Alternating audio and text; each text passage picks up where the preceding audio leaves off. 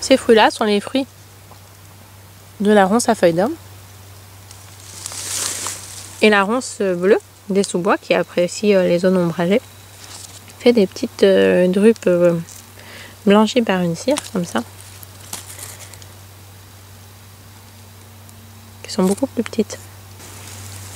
Et leur goût est plus acide. Donc souvent elles mûrissent à la fin de la fructification des ronces à feuilles d'orme. Donc c'est-à-dire là maintenant on est au mois d'octobre. Donc elles peuvent commencer au mois de septembre. Mais elles se tassent souvent sur septembre, octobre, novembre.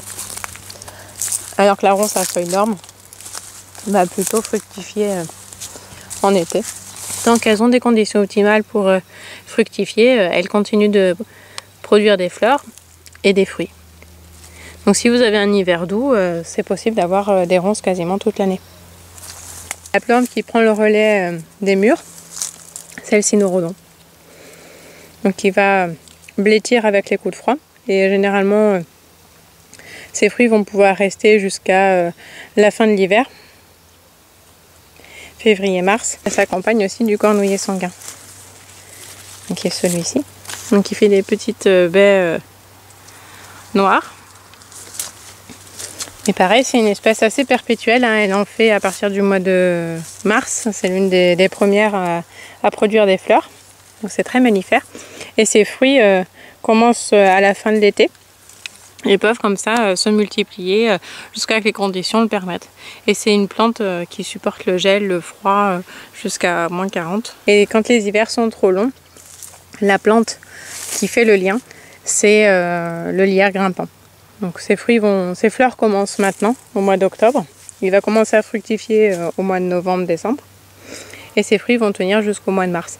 Et c'est vraiment la plante clé dans nos biotopes. Donc toutes ces baies-là sont extrêmement nutritives pour les oiseaux. D'où l'importance de les laisser dans vos vergers, parce que ça va permettre aux oiseaux d'y nicher et d'y rester toute l'année, plutôt que de les quitter à la fin de l'été, une fois que les fruits sont finis. Là, au contraire, ils vont pouvoir rester en permanence sur le verger et assurer le rôle de régulateur. Pareil pour les insectes et les pollinisateurs. Donc les deux ronces sont bio-indicatrices de deux choses différentes. La ronce à feuilles d'orme est plutôt indicatrice des zones ensoleillées, sèches. Et elle peut supporter des conditions humides, même de l'altitude et du froid. Mais c'est plutôt elles qui vont se diriger dans les zones héliophiles, c'est-à-dire ensoleillées, et thermophiles, donc chaudes. La ronce bleue, elle va plutôt se développer en zone basse, en zone herbacée, dans les zones ombragées et humides. Donc là, vous voyez, on est du côté du ruisseau et du côté ouest. Et donc, on est sur le même biotope que le noyer. Les deux ronces les plus communes sur toute la France. Et elles ont des biotopes un petit peu différentes. Et on peut les rencontrer donc au sein du même verger. Mais elles vont se développer dans deux zones différentes. Donc ça vous permet de connaître aussi les hotspots de votre verger. Et la ronce à feuilles d'orme, elle apparaît beaucoup plus loin dans le verger, beaucoup plus exposée sur les zones sud et est. Vous voyez que là on avance vers la zone nord. On n'a plus de ronce à feuilles d'orme. Et celle qui colonise tout l'espace, ça va être la ronce bleue. Comment cultiver avec les ronces? Donc déjà, c'est intéressant de pouvoir différencier les deux types de ronces qui sont les plus présentes. Donc vous avez la ronce bleue, qui elle, en fait, est une petite herbacée qui ne va pas dépasser en général les 60-70 cm de haut. Donc elle apprécie plutôt les zones ombragées dans le verger et assez humides. Donc celle-ci, en fait, est très peu rampante, très peu grimpante. Et elle va plutôt gagner en fait les bordures et en fait tout ce qui est aussi en sous-bois. Donc celle-ci est peu prolifique, elle se répand en fait assez doucement et elle fait des petites baies donc qui mûrissent plutôt à cette saison, donc juste avant l'automne, septembre-octobre. Et la ronce à feuilles d'orme, elle est beaucoup plus ligneuse, beaucoup plus ramifiée et elle va vraiment développer des arches comme ça pour gagner du terrain et devenir vraiment extrêmement buissonnante. Donc généralement elle se développe aussi sous les arbres. Donc là on est sous le pommier. Et vous voyez qu'elle peut atteindre des hauteurs en à peine un an Là on est à peu près à 1,50 m de hauteur. Et chaque année, donc après, elle réescalade au fur et à mesure des supports qu'elle trouve. Elle peut être son propre support, elle peut utiliser des herbacées.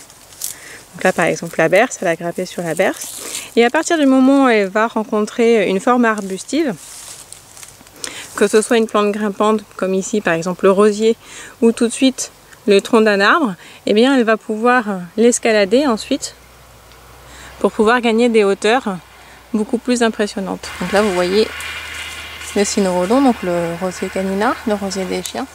Une fois qu'il a rencontré donc ce support,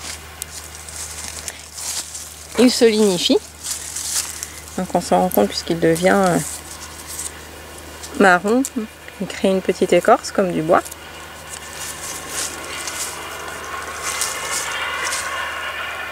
Et là il gagne donc la cime de l'arbre pour pouvoir en fait bénéficier de plus de soleil et de plus d'aération et de pouvoir porter ses fruits complètement au milieu de l'arbre.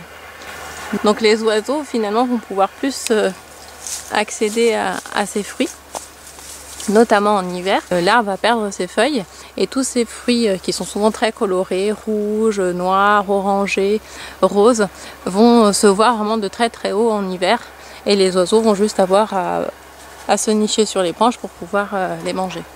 Donc le rosier augmente ainsi ses chances de dispersion de ces graines. Ici on est sur une gestion libre des ronces. On a juste créé une petite niche ici de fraîcheur. Et donc là on laisse tout le buisson se développer pour pouvoir justement créer un sous-bois au niveau du pommier qui va faciliter l'ombre et l'humidité au niveau des racines pour le pommier. Entre les branches en ombelle du pommier et la montée du buisson de ronces, ça se rejoint.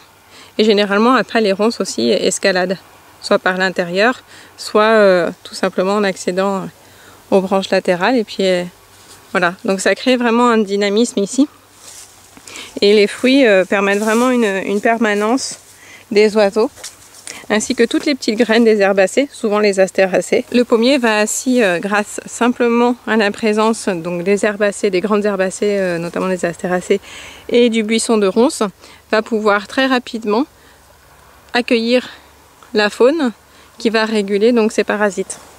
Donc ici on a régénéré ce pommier-là qui était complètement envahi de toutes les maladies, que ce soit cryptogamiques, parasitaires, et en simplement 1 an et demi, on a pu le régénérer, il a refructifié. Donc avant il était quasiment mort, il ne donnait plus aucune pomme. Les premiers 6 mois et l'année d'après en fait, il a commencé à donner des pommes qui étaient toutes malades, toutes petites, rachétiques, et il avait recommencé à fructifier. Et puis là cette année, il nous a donné vraiment de très très belles pommes, et je pense que l'année prochaine, on sera donc sur sa 2e année de régénération, on sera vraiment revenu à une belle fructification et quasiment plus de parasites. Là, cette année c'était extrêmement localisé, il y en avait encore un peu, et l'année prochaine je pense que ce sera top. Donc vous voyez qu'en 2 ans on peut régénérer un arbre fruitier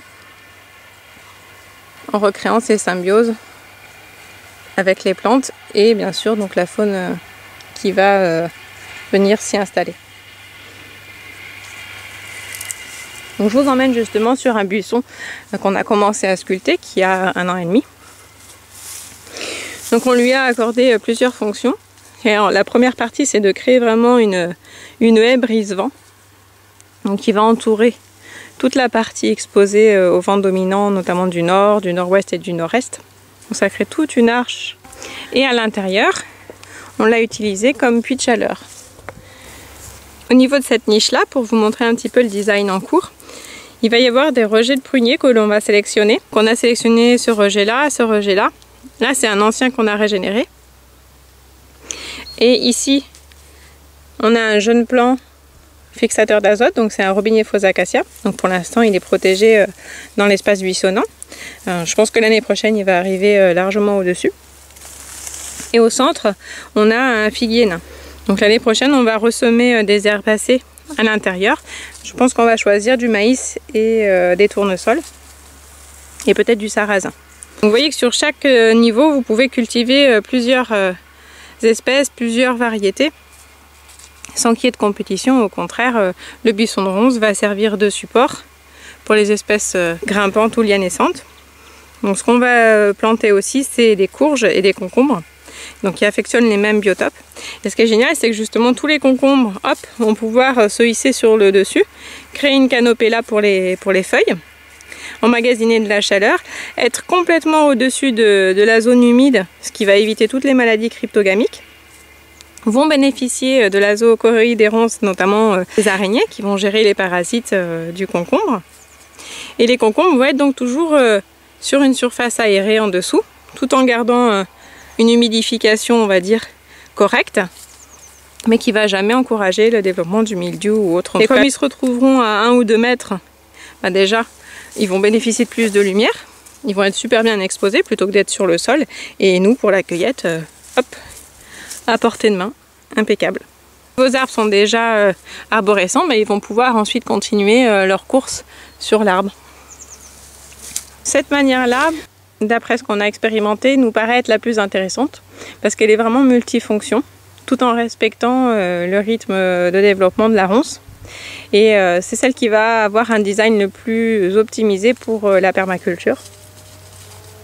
Donc je vous décrypte ça en plusieurs points. Donc on a vu le premier point, c'était une haie brise-vent. Et au fur et à mesure que la strate arborescente va se développer et grandir, les buissons de ronce va continuer à augmenter. Donc généralement ça atteint les 2-3 mètres dans les meilleurs des cas. Sinon ça reste à ces hauteurs-là, à 1,50 m, 2 mètres. La deuxième partie, c'est donc de créer une niche à chaleur. Donc, ce qui est très intéressant parce que ça permet vraiment de concentrer sur une toute petite zone à la fois la lumière et la chaleur. Donc ce qui va dans le sens un petit peu du biotope de la ronce, surtout de la ronce à feuilles d'orme, puisqu'elle est héliophile, c'est-à-dire qu'elle apprécie les UV et le soleil, et en même temps elle est thermophile, donc elle apprécie la chaleur. Donc pour elle ça lui convient très bien, et puis nous ça nous crée une petite niche ici, où on peut développer donc une autre espèce. Soit on choisit une espèce arborescente, ici on a un figuier nain, mais ça peut être aussi toute une zone où on peut cultiver des herbacées ou une partie maraîchère. Donc on peut envisager vraiment plein de déclinaisons. Et sur une petite surface comme celle-ci, finalement vous n'avez plus, entre guillemets, à gérer l'envahissement des ronces, puisque les ronces vont épouser le design de cette arche-là. Alors comment évoluent ces buissons ? Donc là vous voyez qu'on a un buisson qui est sur 1 an et demi, sur lequel on était. Et là on est en fait en train de proposer une évolution pour la suite. Donc on crée des niches tout du long. Hop, hop. Et à chaque fois, donc le but c'est de créer une micro-niche ici, un microclimat, où on remet un arbre fruitier d'une strate inférieure que le prunier. Et là en fait ici, donc on est au premier stade, c'est-à-dire le stade de colonisation par les ronces. Vous voyez qu'elles viennent se coucher par-dessus les graminées. Et elles gagnent donc du terrain. Donc cette forme-là est extrêmement libre, ce qui permet à la ronce de se développer vraiment de manière extrêmement tranquille et de ne pas activer ses systèmes de défense. Puisqu'à partir du moment où elle suit son cours, c'est-à-dire de gagner du terrain, d'avancer et de ramifier, elle remplit son rôle.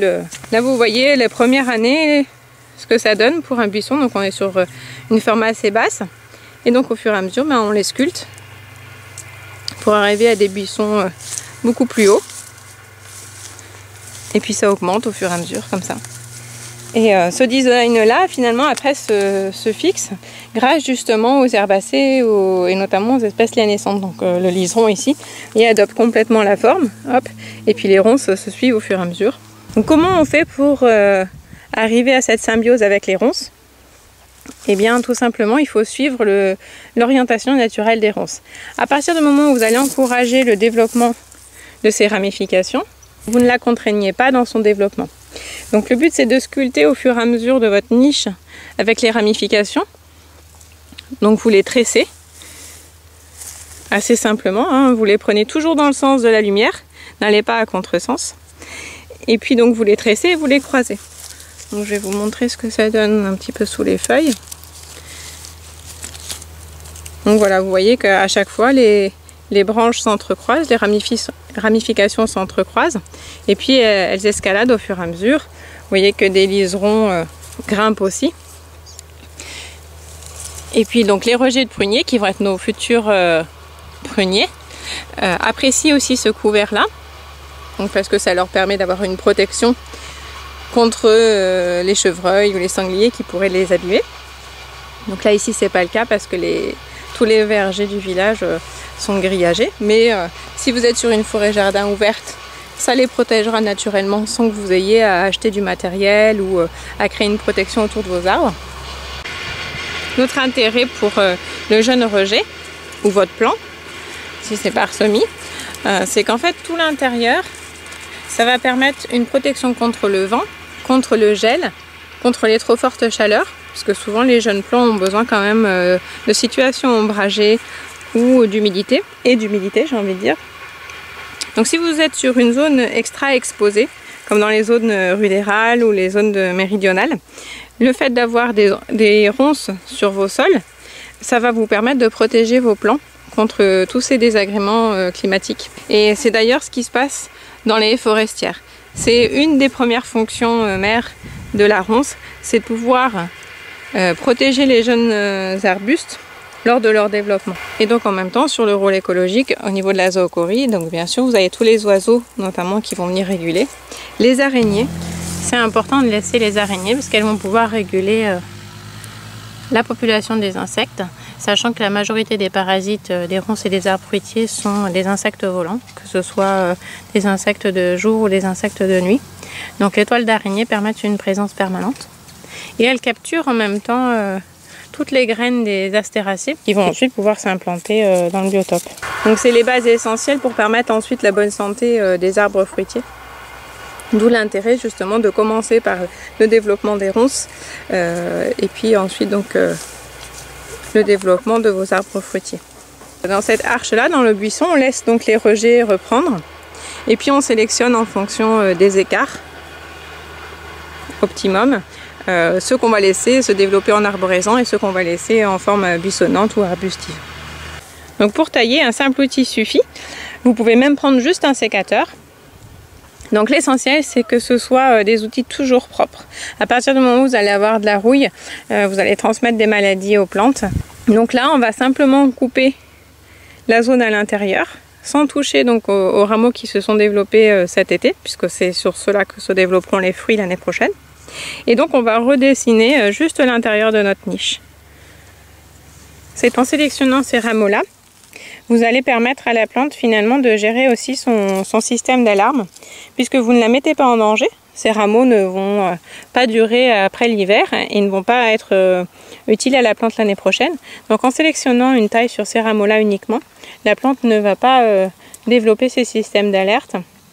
Alors que si vous tailler des rameaux qui sont en pleine croissance, la plante va sécréter beaucoup d'hormones de stress qui va les transmettre à l'ensemble de la plante, mais aussi à toutes les plantes qui poussent en compagnonnage avec. Donc à la fois les herbacées, vos rejets d'arbres fruitiers et tous les arbres fruitiers qui sont là. Donc vous allez stresser l'ensemble du biotope de manière extrêmement rapide et c'est très néfaste. Alors qu'une taille bien gérée, ça permet de limiter cette sécrétion d'hormones de stress. Et donc de protéger aussi l'ensemble des arbres fruitiers que vous cultivez en association avec la ronce à feuilles d'orme. Donc en préservant vos ronces, vous préservez aussi l'équilibre des arbres fruitiers. Et ici on n'a pas eu de fruits puisque ce sont ceux qui se sont développés à la fin de l'été. Ici on va bien laisser tous les rameaux, ceux-là on n'y touche pas. Il y a les nouveaux qui se développent comme ça. Hop, on va en profiter pour le guider. Donc on va lui proposer de suivre l'arche, voilà, tout simplement. Au lieu de les couper, vous les prenez, donc c'est très facile de les saisir, vous les saisissez sur la partie duveteuse entre les épines, et puis ben, vous la reguidez. Voilà, ces piquants se fixent, et voilà, c'est tout. Donc là on va faire pareil, donc on l'oriente toujours dans le même sens que la course qu'elle a choisie, et voilà, c'est tout. Donc ces propres piquants servent de système d'accroche. On va tailler les rameaux qui ont fructifié cette année puisqu'ils ne vont rien donner l'année prochaine. Voilà. Donc là pour couper, vous voyez, je ne coupe pas dans le tas n'importe comment. À chaque fois je vais bien au niveau de la ramification entre la tige mère et le rameau. Là vous voyez, on va simplement aller jusqu'à la tige mère et on va les couper ici.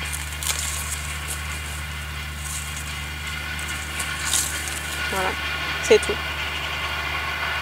On va couper avec cette partie-là. Donc moi je les remets par-dessus. Hop. Et puis on va procéder comme ça au fur et à mesure. Hop. Et vous voyez que ça va prendre 5 minutes. Donc utilisez toujours des outils bien entretenus et propres pour ne pas développer de maladies sur les ronces. Pour tous ceux qui font une taille un peu plus sévère, ce qui est intéressant, c'est que le bois de ronce fournit un super BRF. Donc vous pouvez le réintégrer broyé au pied de vos arbres. Que le but de la ronce, c'est pas de former un buisson seul, c'est d'accompagner la pousse des arbustes et des arbres, notamment des arbres fruitiers. C'est comme ça qu'on la retrouve dans les forestières et dans les fruitières en forêt. Elle a toujours ce rôle-là. L'autre rôle qu'elle occupe, donc sur les espaces dénudés, sur les espaces brûlés par le soleil ou dénaturés, donc les espaces fédéraux, ça va être plutôt une forme rampante de couvre-sol pour empêcher les UV de brûler le sol et recréer justement un humus. Dès qu'elle en a la possibilité, elle devient buissonnante. Donc là, vous voyez, dans le choix que je fais, c'est de garder sur place donc les rameaux qui ont fané avec les graines pour que la biomasse en fait s'accumule ici et puis aussi pour que le rôle des graines continue de s'exercer. Comme ça, les oiseaux pourront continuer de trouver des graines dans le même buisson. Ce sera juste à un endroit différent. Donc, comme vous voyez, tous les rameaux en fait sont toujours extrêmement bien aérés.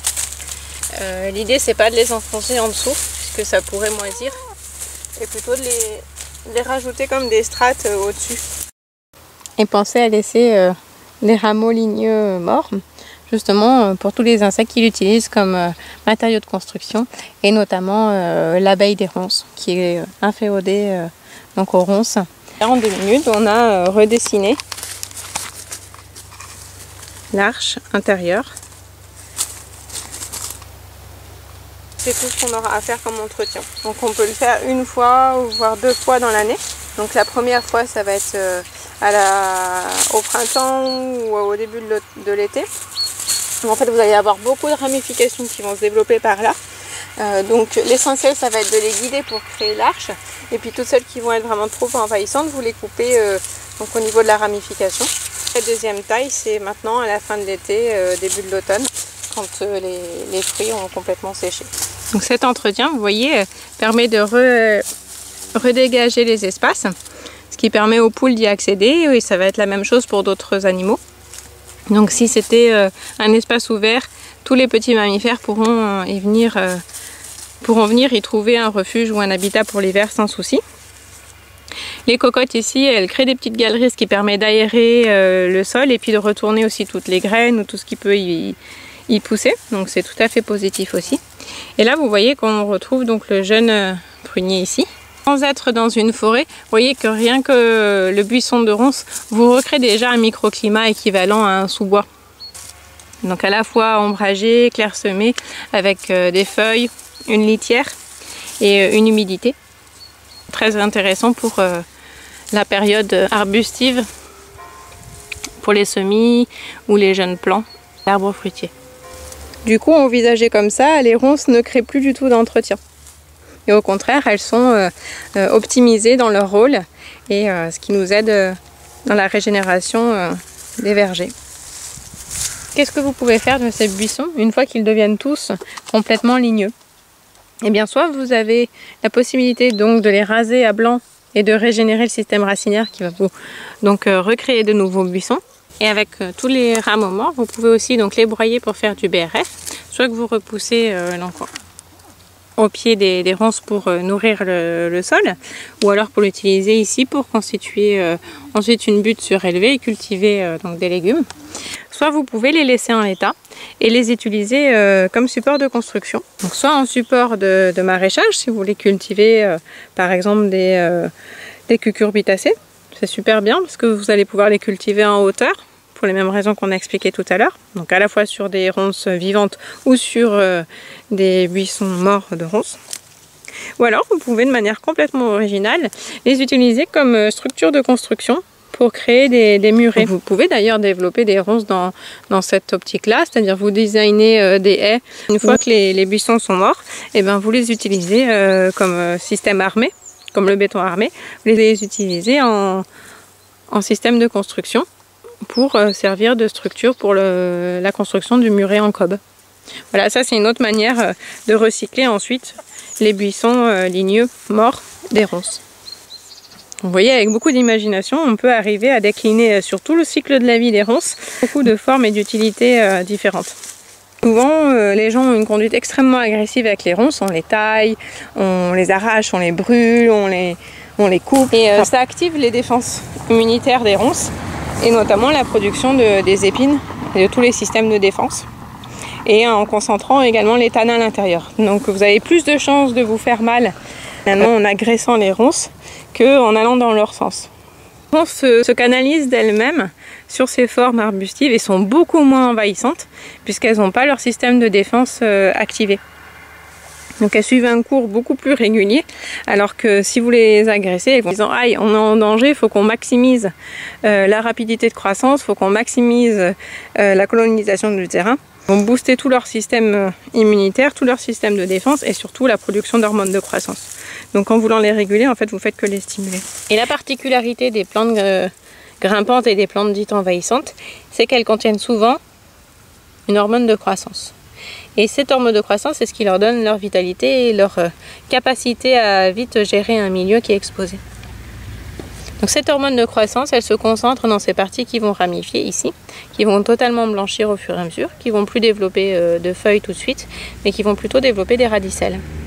Donc ces radicelles qui sont blanches vont donner un nouveau pied de mur. À chaque fois que ça touche le sol, elle marcotte.